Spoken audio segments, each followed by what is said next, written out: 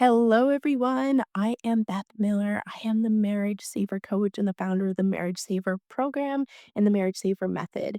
Well, you might see me out there commenting in the Facebook group, sending emails with tips and strategies on how to rebuild trust, how to improve communication, and how to end those ruminating thoughts. But I realize a lot of you may not actually know who I am. So I'm going to talk a little bit about who I am, how this method was created, and really how to heal a marriage after infidelity. I'm going to spill all the beans today, all the dirt today. I'm going to share it all with you. Um yeah, I want to properly introduce myself just to start real quick. So I'm Beth Miller, like I said. I am from Canada. I'm a Canadian. I live in an area right in between kind of Detroit, Buffalo, and Toronto.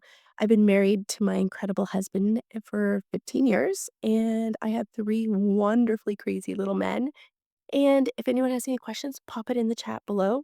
And just a bit about me personally before I hop into how to heal a marriage. I love all things movement. So whether it's yoga, working out, I love meditation, somatic movement, going out for hikes in nature, swimming, summer, travel, adventure, baking, cooking, and just general quality time with family and friends like a lot of you. So let's go into this a little bit. I want to share a little secret about how I created this method, how to save your marriage. But I did so without actually thinking this method was going to I did it without the intent of one day using this method to save marriages. You see, it originated out of my own deep anxiety and fear and a really difficult time for me. And yeah, my marriage had some issues, but it wasn't originally about my marriage. You see, I when I was 39, I had a stroke. I had a hemorrhagic stroke. They call it a young stroke. So what happened was I had a brain bleed on the left side over here, left side of my brain. What happened is it's impacted my right side. So I actually lost the ability to use my hand. Walking, I wasn't able to walk. I spent a month in hospital learning to rehab. And here I am, young boys, they're at home with my husband. I couldn't do a thing. I felt like I'd lost my ability to be a mom. I used to run half marathons, so I wasn't able to run. My career was put on hold at that point. I felt like I just lied in bed, and I was filled with fear. I was completely filled and crippled with the fear that I was gonna die. My brain was gonna keep bleeding, and I was gonna have more seizures because 'cause I've now developed an epilepsy disorder from it because of the blood that was in my brain. And so out of desperation, I tried so many things.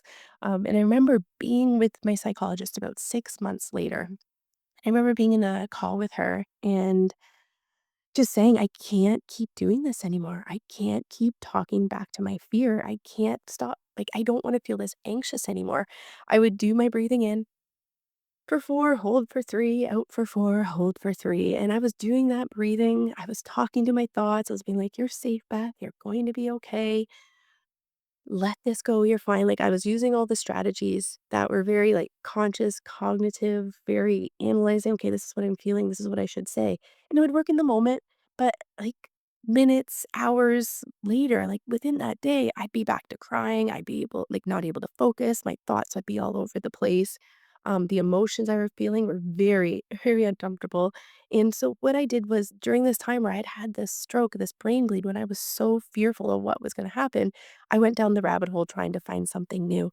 I'd had to dabble with one of my therapists through my rehab program who did a little bit of work that was deeper and went into the subconscious mind. It wasn't the traditional talk therapy.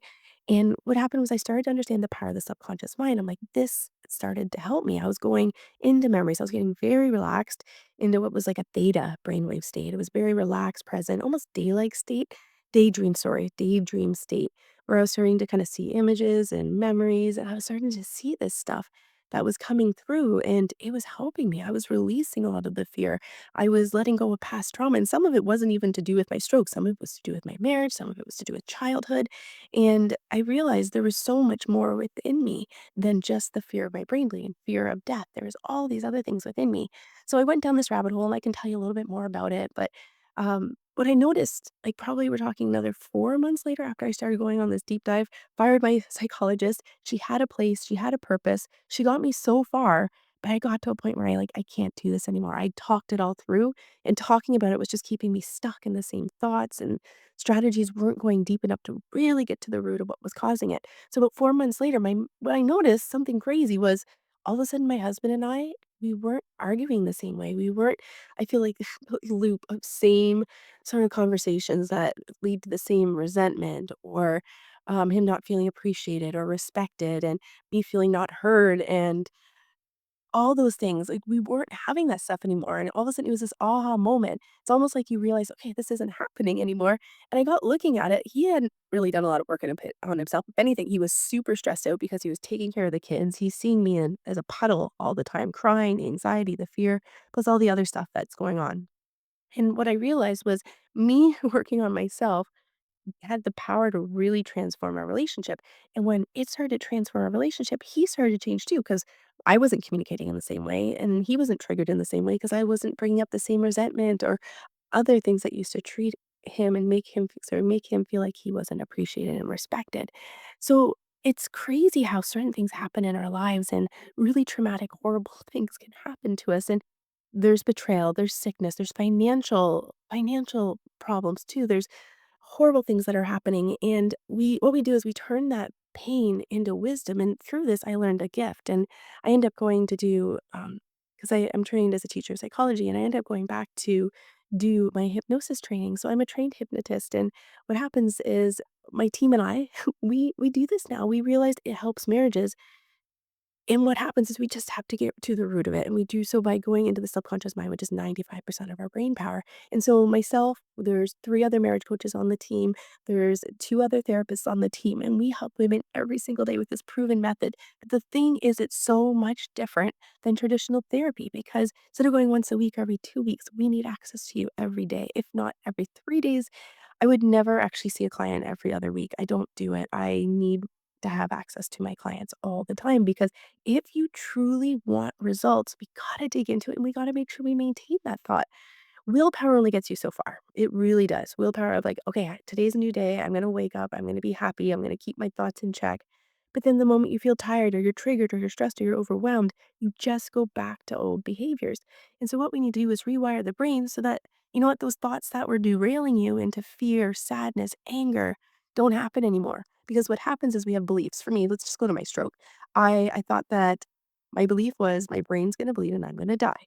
And so that thought would then create like that was the belief. I would have like a waterfall of emotions all day long, but those emotions came from thoughts.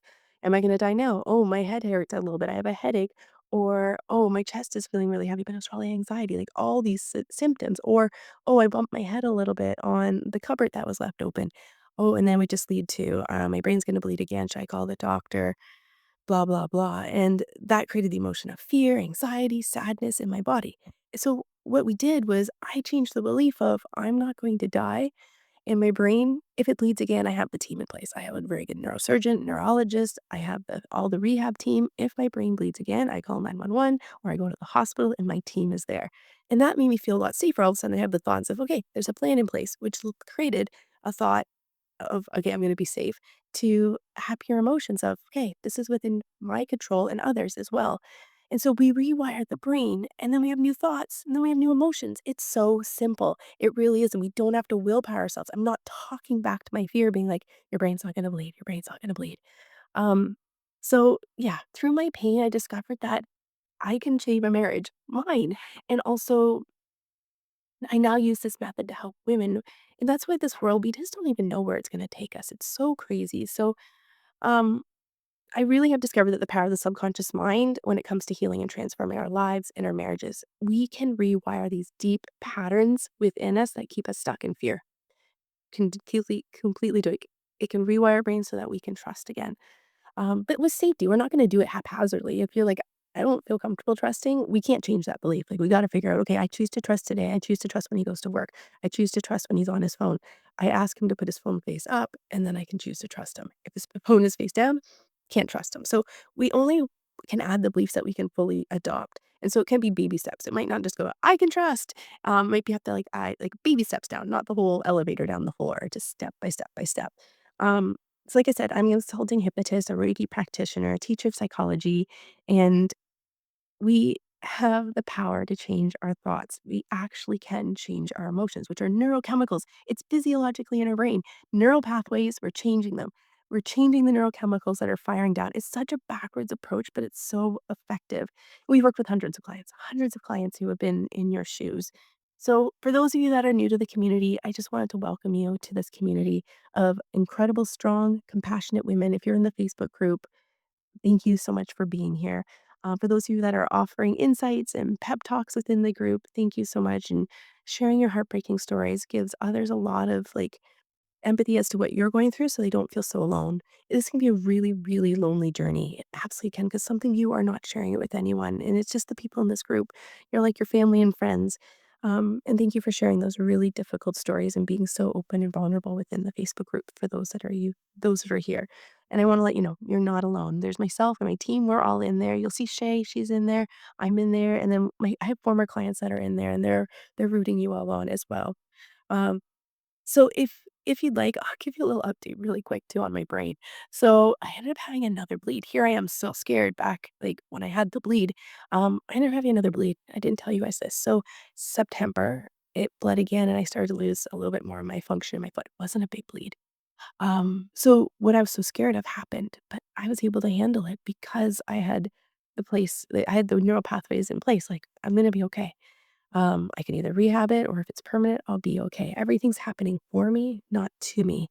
So it was at that point my neurosurgeon team, we decided that it was time to operate. So December, I had a craniotomy. So there's a little bald spot back here. I had a craniotomy in December, where they opened brain surgery, opened it up. I was fully awake during the process. It's the coolest thing ever for someone who loves like neuroscience.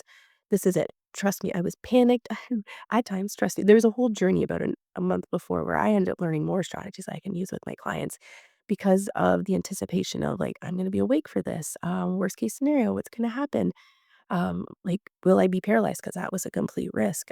If they go in there and they take the wrong piece, because it's on my motor strip. So if they cut out the piece that's my leg function, I'm paralyzed. So working through a lot of this, plus I was also going to be awake. So part of me was like, am I going to panic all of a sudden during the surgery? And so anyway, we can talk about this another day, some of the strategies I learned, but I had the surgery. I was fully awake. I was open even as they're cutting open my skull, pulling back the skin. I was awake for all of that. And the power was incredible. I went into that surgery finally, after all the strategies I implemented. I made it sound like it's my team in there. There was 10 of us in there, and we were all a team. I was like, "Team huddle and 3, 1, 2, 3." In that process, I knew everybody's name. I knew all my neurosurgeons. I knew my nurse's name. I knew, the anesthesiologists and their team and everyone else that was in there. I knew every single one of their names.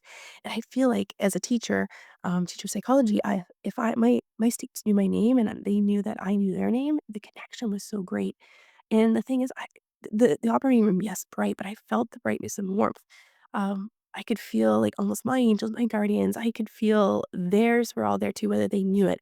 I felt the prayers coming in from everyone around, and it was a really, really powerful, scary experience, but powerful. And what they had to do was, this is the neuroscience piece.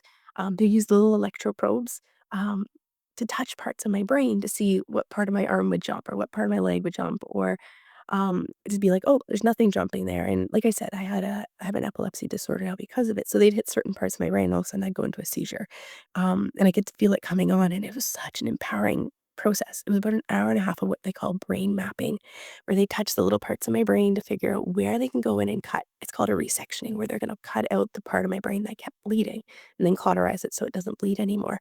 And so they had to figure exactly where to go in that they didn't take any of my function. So fascinating process, completely fascinating. I had an anesthesiologist who had a British accent, and she held my hand throughout it. It was about a 5-hour surgery. If she couldn't hold my hand, she had Rowan, her like resident, and it's awkward. I'm sure he felt so awkward. I didn't mind, but she made him hold my hand the whole time, which was so comforting. Anyway, I'll share more details another day, but I have, because of it, there's inflammation in my brain. I have lost a little bit of my ability to walk again. So I'm rehabbing it, walking around a little bit of a hobble and taking it very safely on stairs. I'm not able to drive right now, but again, everything's happening for me. I'm using the word relish right now. Relish. I need to find the joy in it. And of all times, winter, it's a great time to almost hibernate and really sit still and try to find, the gifts in this. So, anyway, everyone who's going through a tough time, I truly believe this stuff is happening for us, not to us. So, with that all said, you know what? Yeah, if you want any more help, type the word chat in the DMs or in the comments below, and we can always set up a 15-minute call with myself or with the team. We can get to know you a little bit deeper and share with you some personalized strategies, some strategies that have worked for me, for all my clients, that really let you take your power back over this so that those thoughts aren't ruling your life. So the emotions aren't derailing you throughout the day so you can focus on what really matters and that your family, your career, your kids, your hobbies, things that you love doing start to feel like yourself again. So we can chat, like I said, about your marriage, your husband's behavior, communication, and we can really, really get a plan in place for you. So type the word chat, DM it to us or in the comments below. And yeah, let me know if you have any questions about this. If anyone's been through a stroke or life changing event, or if you have anything else you want to share in the chat, let's use this forum as a dialogue to go back and forth. So thank you, everyone, and we'll chat soon.